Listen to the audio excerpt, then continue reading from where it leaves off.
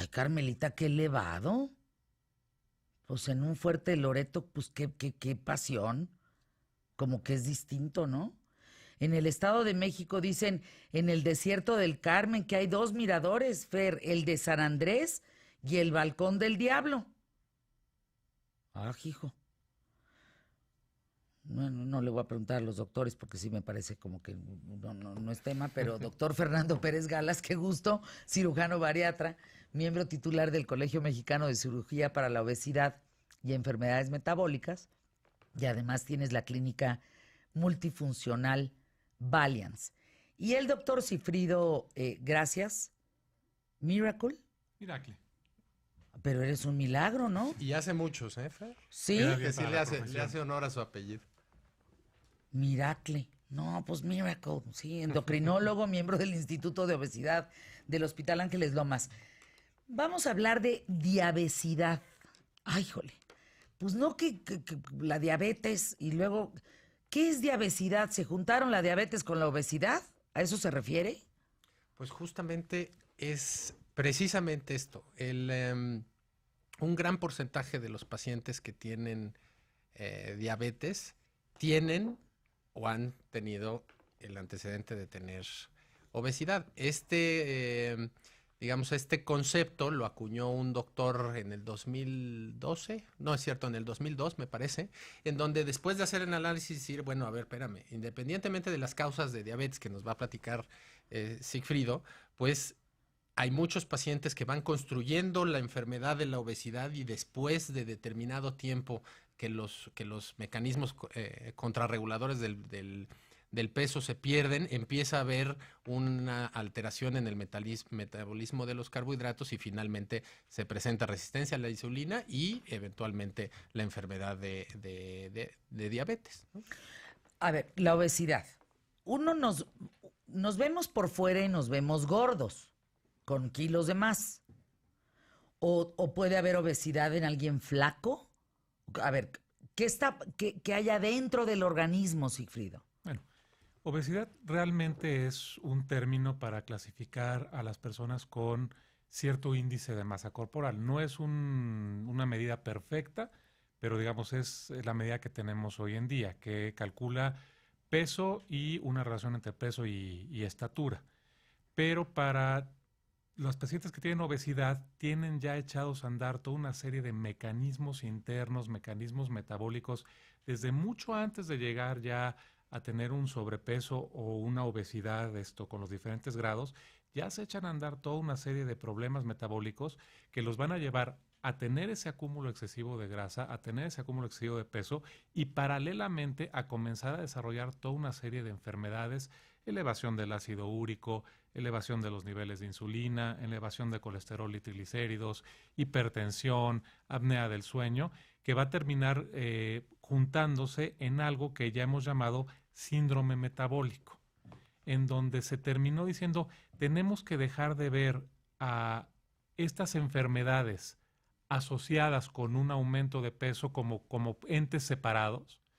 El paciente no, o sea, lo tenemos que dejar de ver como es hipertenso y tiene ácido úrico alto y tiene azúcar alta y Todo es uno mismo. todo es parte de un solo componente. O sea, el laboratorio se estropea. Exacto, se descompone el metabolismo y eso nos da todos estos problemas y los agrupamos en algo que vamos a llamar síndrome metabólico. Lo que comemos no solo nos quita el hambre. ¿Estamos? Porque uno come el antojito, lo que quieras comer, quedas saciado, quedas satisfecho y hasta que te vuelva a dar hambre. ¿Estamos? O sea, uno come pensando que se nos quite el hambre o no. Totalmente de acuerdo. Pero imaginemos ese cuerpo por dentro. De veras, hagamos una introspección así importante. Circulemos por el cuerpo humano, pues. ¿Qué pasa cuando tienes más grasa? ¿Qué pasa con ese alimento? ¿Solo te quita el hambre? ¿O qué más alimenta por dentro? O sea, no entiendo. Luego, si nos agarramos aquí la lonjita, pues ¿qué tan grande es la lonjita? ¿Es mucha? ¿Es poquita? ¿De qué depende esto? Ahí hay dos cosas que diferenciar, porque hay dos tipos de grasa en el cuerpo. La grasa subcutánea, que es la que nos vemos en el cachete, y precisamente la que te agarras en la lonjita Sí, o aquí acá atrás. tengo, que aquí dices, la "Sí, estoy como que agarrando ahorita". la que nos molesta. Y la grasa abdominal o la grasa visceral. Esa grasa que no vemos, esa es la grasa que más daña al organismo. Uno de los componentes que se ha sufrido del síndrome metabólico es justamente el perímetro abdominal. No necesariamente tenemos que tener una obesidad, como decía Sigfrido, alta o un sobrepeso mayor O sea, no de tenemos que tener 35, panza. 45 kilos, pero si tenemos el abdomen abultado, es decir, en los hombres arriba de 95 y en las mujeres arriba de 100, con eso ya tenemos un mucho mayor riesgo de presentar enfermedades metabólicas como la que decía Sigfrido. ¿Has visto, Fer, estos cuerpos? Perdón, pero es que radiofónicamente no se me ocurre otra cosa, pero ¿has visto estos cuerpos que parecen como los perros en periférico? Que son flacos, flacos, flacos y que tienen una panzota. Exactamente. Ese es justamente lo que nosotros definiríamos como obesidad abdominal. Hay muchos pacientes que son muy delgados en el tronco, pero Exacto. tienen el abdomen muy pronunciado, ¿sí? Si a esos pacientes les ves con 20 kilos que tengan de sobrepeso, van a tener un desequilibrio hormonal y un desequilibrio metabólico importantísimo, comparado con un paciente que tenga otro tipo de estructura corporal, por ejemplo, esos hombres que engordan y se vean muy, muy grandes. Bueno, la proporción es completamente diferente. Para que este hombre muy grande tenga alteraciones metabólicas, quizás va a tener que tener un mayor peso comparado al paciente que, al contrario, es un paciente muy de tronco delgado, pero que tiene una obesidad central mucho mayor. Ahora, esa grasa que tú dices del abdomen, ¿proviene de la comida? Desde luego. Siempre. Desde luego. No hay manera que no. Hay que entender una cosa, la obesidad es una enfermedad, pero es una enfermedad que se construye a lo largo del tiempo. Nadie, absolutamente nadie, a excepción de ciertos padecimientos genéticos que son muy, muy raros, pero muy pocas personas, la mayoría de las personas van construyendo el aumento del peso a lo largo del tiempo. O sea, no somos gordos por genética. Por nacimiento no somos, ¿no? Nadie nace con obesidad, ¿no? Y eso Sigfrido lo decía en una conferencia. El cuerpo humano está programado para ir aumentando de peso conforme va creciendo, ¿no? Pero es que tenemos ancestralmente nuestros peores enemigos actualmente, con nuestro estilo de vida moderno y con la disposición que tenemos de los alimentos, sobre todo alimentos enormemente altos en caloría, los mismos genes que durante miles de años nos han mantenido vivos como especie son los que ahorita nos están haciendo que nos enfermemos. ¿A qué me refiero? Durante siglos y milenios fuimos cazadores y recolectores. Nos costaba mucho trabajo, mucha energía conseguir alimento. Teníamos que perseguir manadas, teníamos que desplazarnos enormes cantidades de kilómetros para conseguir frutos. O sea, hacíamos ejercicio. Hacíamos mucho ejercicio. Entonces, nuestro cuerpo se adaptó a que en el momento que podíamos conseguir alimento, y en ese momento ese alimento, digamos, surtía o cubría todas nuestras necesidades específicas para mantenernos vivos, que todo lo que nos sobraba en ese momento no se desperdiciara. No estamos diseñados para desperdiciar. Si nosotros comemos y surtimos toda la energía que nuestro cuerpo necesita en ese momento, lo que sobra ni lo orinamos ni lo defecamos. ¿Por qué? Lo almacenamos. ¿Por qué? Porque tradicionalmente no sé cuándo me va a tocar mi próxima comida. Igual mi próxima comida me toca después de estar persiguiendo 50 kilómetros una manada de caribús, o me toca después de estar trepando durante 3 horas para conseguir frutos de un árbol. Pero cuando estás aplastado en una oficina, pues ni cómo ayudar. Exactamente. Evolucionamos como especie, pero nuestros genes no han evolucionado tan rápido para alcanzarnos a entender eso de que ya no nos cuesta tanto conseguir alimento, ya tenemos alimentos supercalóricos disponibles, nuestros cuerpos siguen siguiendo la misma indicación. Lo que no sobra en este momento, almacénalo. Y si hacemos cada vez menos ejercicio y quemamos cada vez menos y tenemos cada vez más calorías, pues tenemos cada vez más para almacenamiento. Y esa grasa que tenemos es simplemente la respuesta normal que tenía nuestro organismo de guardar lo que no consumimos en ese momento para utilizarlo después. Pero resulta que nuestra próxima comida es 30 minutos después o 2 horas después, o me pido lo que sea, chocolates, frituras, etcétera. Entonces cada vez se va acumulando más grasa, más grasa, más grasa. Y por eso no hay un límite de grasa que podamos acumular. Por eso puede haber personas de 500, 600, 700 kilos, porque nuestro organismo es, si te sobra, guárdalo. Ahora, vamos a ir a una pausa. No, evidentemente no estoy minimizando ni diciendo que yo tengo otros datos, ¿verdad? En relación a la obesidad. Somos un país que tenemos los primeros números de índice de obesidad en el mundo. Sin embargo, a ojo de buen cubero, cuando tú vas a Estados Unidos, ves muchos más obesos en la calle, en la cotidianeidad, en el súper, caminando al cine, en un centro comercial, en la escuela, en fin, que lo que ves en México. ¿Estoy con otros datos? ¿Estoy un poco alucinada en ese sentido? ¿O me han tocado comunidades y cosas raras vaya, a nivel GPS de haber estado en comunidades como muy gordos? Lo que pasa, yo creo que más que otra cosa es un problema de percepción. ¿Qué me refiero? Uno, la población de Estados Unidos son mucho más que nosotros, entonces va a haber, en números totales, va a haber más obesos en Estados Unidos. Aquí hablamos que somos el país con más obesidad en relación a porcentaje de la población con sobrepeso y obesidad. Y dos, cuando comenzamos a hablar de obesidad, estamos hablando, digamos, lo que platicamos hace un momento, en estrictas reglas para tener que tener un número, un índice de masa corporal arriba de 30. Entonces hay arriba de 30, arriba de 35, arriba de 40, arriba de 50. Estados Unidos tiene muchos, lo que llamamos superobesos. Son las personas con índices de masa corporal arriba de 50, que son los que impactan, son las personas de 300, 400 kilos. Tal vez en la población mexicana no tenemos tantos pacientes con superobesidad, pero la persona que tiene un índice de masa corporal arriba de 30 ya está en obesidad. Y para tener un índice de masa corporal arriba de 30, tienes que tener entre 18 y 20 kilos más. O sea, 18 tampoco y 20 kilos tampoco más. estar esperando, por ejemplo, si tú tienes que pesar alrededor de 80 kilos, si tú ya estás en 95, 99, tú ya le estás pegando a obesidad grado 1 media, ¿eh? Entonces, tampoco hay que esperar tener los 30 kilos, 40 kilos o 50 kilos para ya entrar en un rango de obesidad que vaya a generar en atenderte, otros pues, problemas. en cambiar hábitos. Exactamente. Déjenme ir una pausa, regresamos aquí en ¿Qué tal, Fernanda? Con el doctor Fernando Pérez Galas, el doctor Sigfrido Miracle, y agradecer a los patrocinadores que invierten en este espacio, que tienen un spot, un comercial de 20, de 30 segundos. Gracias por pensar en ¿Qué tal, Fernanda? Mientras los escuchamos, atendemos un poco de redes y demás, y en un momento más seguimos hablando de esto que se llama diabesidad. Diabetes y obesidad se juntan y es un desastre. Regresamos. Bueno, qué interesante este planteamiento de una persona que nos escucha. Nené, te mando un beso con mucho cariño. Gracias por hacer posible el programa ¿Qué tal, Fernanda?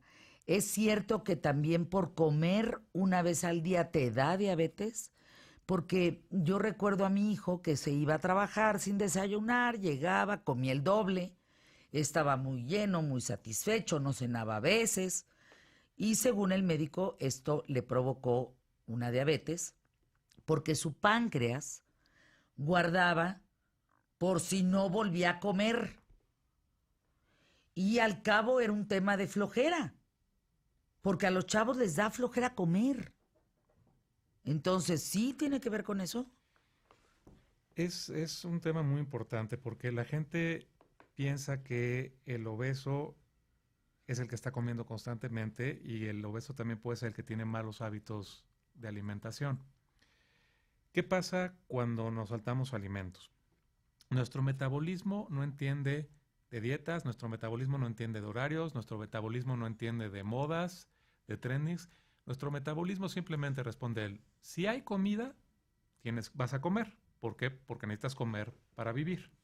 Entonces, inmediatamente, si pasas largos tiempos sin comer, el metabolismo no va a entender de que es que no te dio tiempo, es que estás en la oficina, es que lo vas a hacer después. El metabolismo dice, si no estás comiendo cuando deberías de comer, significa que no hay comida.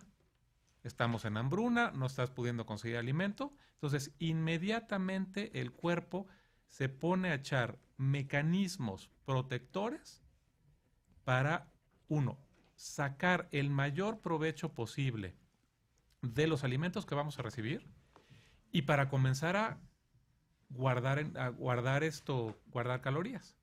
Entonces, baja mi metabolismo, baja mi consumo de calorías, porque el cuerpo dice, ok, estamos en hambruna. ¿Y qué pasa cuando ese cuerpo que está consumiendo pocas calorías y está programado para la pequeña cantidad de alimento que llegue a aprovecharla, después de 18, 19 horas le meto 2000 calorías de carbohidratos simples porque no comí en todo el día, abro el refrigerador y lo que más se me antoja, no se me antoja una verdura, se me va a antojar pastas, harinas, y en ese momento le meto esas 2000 calorías a un metabolismo que está más lento y un cuerpo que está más receptible a guardar, pues inmediatamente es aumento de peso. Tú dijiste cuando debemos de comer. Ah, caray. ¿Y cuándo debemos de comer? ¿Cada cuándo? ¿Cuándo debemos de comer?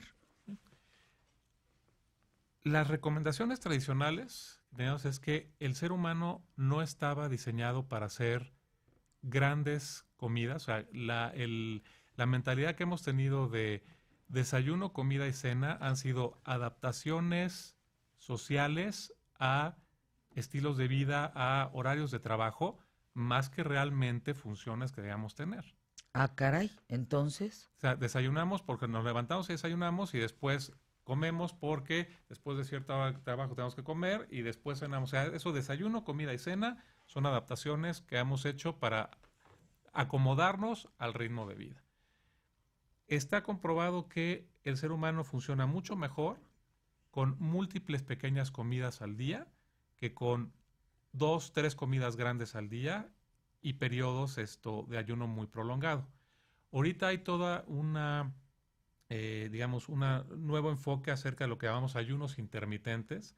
Fer nos puede hablar un poquito más acerca de eso, en donde sí, digamos, se recomienda alimentos en ciertos horarios, con cierto tipo de ayuno, pero jamás esos tiempos de ayunos de que me comí algo en la cena y no vuelvo a comer nada hasta 24 horas después.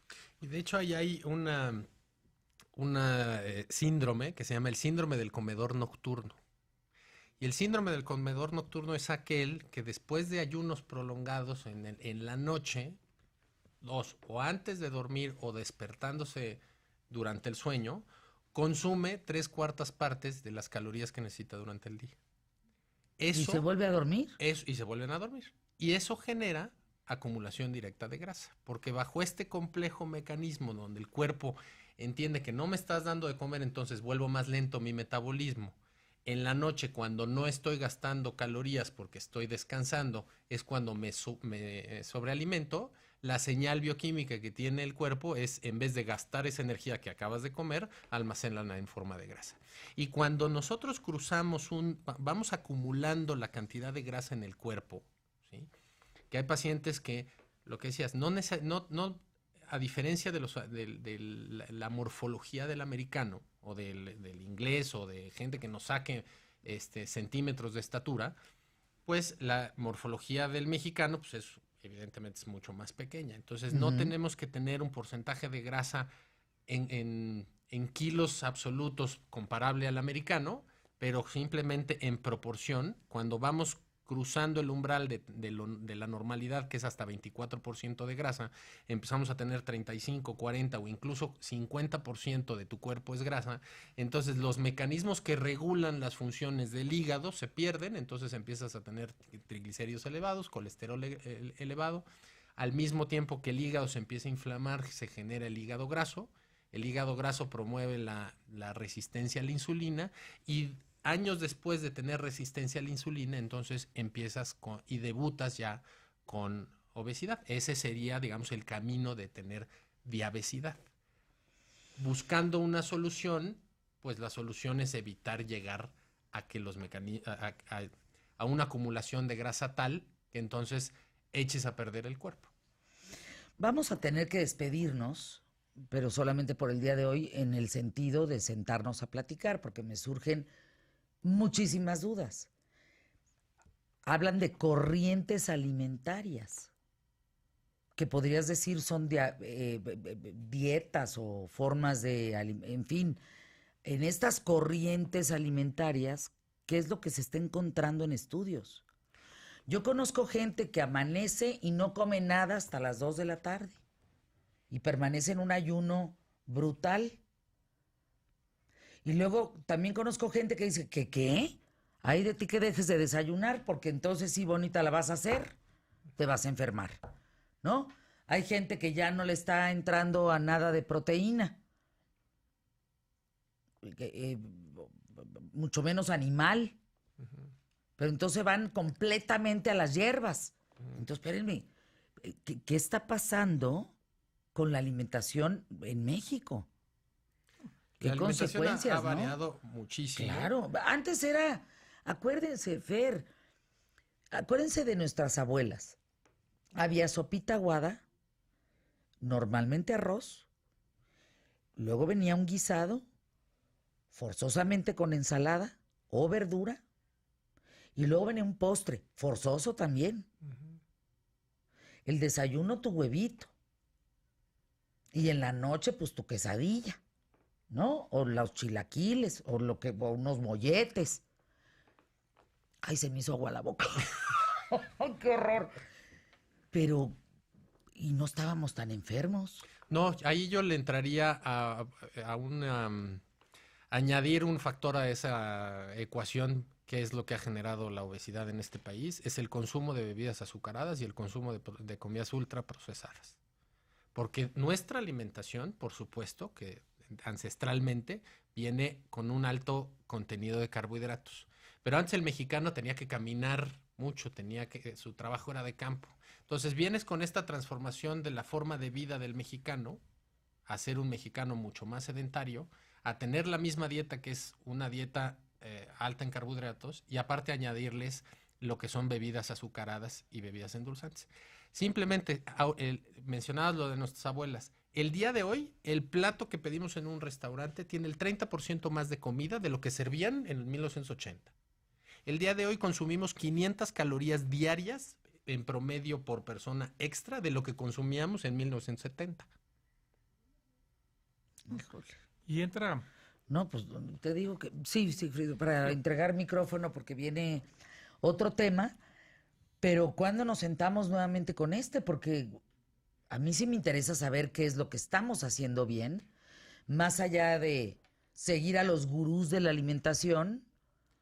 Yo creo que lo que les recomendaba yo a los pacientes es, en primer lugar, quitar la palabra dieta del diccionario. Bueno, dieta es buena alimentación, dieta, ¿no? Sí, a lo que vamos, exactamente, justo lo que acabas de decir. No, espérame, no es una dieta, es una alimentación adecuada, porque el término dieta implica restricción y temporalidad. Pero eso es para que quien no sabe qué significa la palabra dieta, porque dieta es una buena alimentación. Totalmente de acuerdo. El problema es que nos enfocamos y la gran mayoría de estos trendings, estos nuevos pasos que hay cada vez más es: quiero bajar 5 kilos para la boda de mi primo, quiero bajar 10 kilos porque viene el verano y quiero poner un traje de baño. O sea, tenemos que dejar de pensar en la alimentación como es un tiempo donde tengo que matarme de hambre para bajar cierta cantidad de kilos para un evento, y después de ese evento ya veré qué pasa el siguiente. Tenemos que cambiarlo por cambios en el estilo de vida.